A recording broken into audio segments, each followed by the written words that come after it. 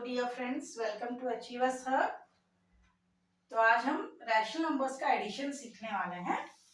ठीक है, तो पहले रैशनल नंबर्स होते क्या हैं वो जान लेते हैं। रैशनल नंबर्स मतलब ऐसे कोई भी नंबर जिसको आप p बाई क्यू के फॉर्म में लिख सकते हो and q not equal to zero होना चाहिए। मतलब डिनोमिनेटर कभी भी जीरो नहीं हो सकता। इसका मतलब क्या न्यूमरेटर जीरो हो सकता है? बिल्कुल, क्योंकि 0/1 जो होता है ना, इसका आंसर 0 होता है, इसलिए हम इसको भी क्या बोलते हैं? रैशनल नंबर ही बोलते हैं। लेकिन 1/0 या 2/0 या 3/0 जो होता है ना, ये होता है नॉट डिफाइंड।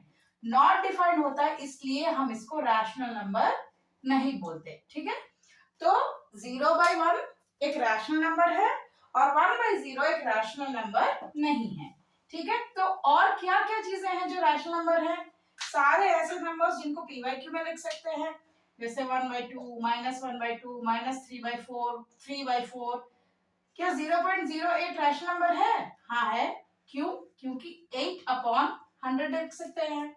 क्या 9.78 रैशनल नंबर है? बिल्कुल है, क्योंकि 978/100 लिख सकती हूँ मैं, है ना? क्या 6.66 रिपीटिंग एक रैशनल नंबर है? हाँ बिल्कुल है। इसको कन्वर्ट करने के बाद ये p बाई क्यू के फॉर्म में हम लिख सकते हैं। इसको कैसे कन्वर्ट करना है वो हम अलग वीडियो में देखेंगे। ठीक है, तो ऐसे सारे नंबर्स जिसको कि हम p बाई क्यू के फॉर्म में लिख सकते हैं उनको हम रैशनल नंबर्स बोलते हैं। तो इन रैशनल नंबर्स को हमें क्या करना है? अब ऐड करना है या सब्ट्रैक्शन, जो भी है, जिसका भी एक रूल होता है वो हम आज यहाँ देख रहे हैं। तो सबसे पहला रूल है, क्या रैशनल नंबर ऐड करने के लिए आपके डिनोमिनेटर सेम होने चाहिए। ठीक है, डिनोमिनेटर क्या है? 4, 8 और 5। डिनोमिनेटर सेम है क्या? नहीं है। तो हमें क्या करना है? सबसे पहला स्टेप डिनोमिनेटर्स को सेम करना है।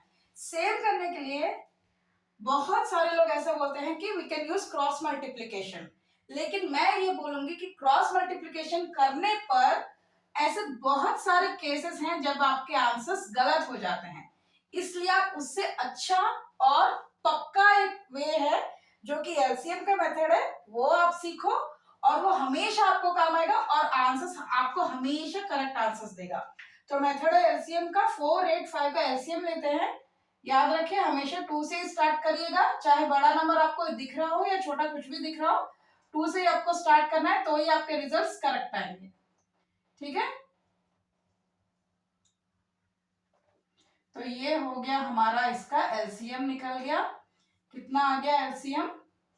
2 इंटू 2 इंटू 2 इंटू 5, ये हो गया हमारा 40। ठीक है, अब आ गया हमारा एलसीएम। हमने पहला स्टेप कर लिया, क्या? एलसीएम निकाल लिया 40। अब मेरे सारे डिनोमिनेटर्स को मुझे 40 बनाना है। 40 बनाना है मतलब 4 को मैं 40 कैसे बनाऊंगी? मुझे ऐड नहीं करना है, मुझे करना है क्या? मल्टीप्लीकेशन।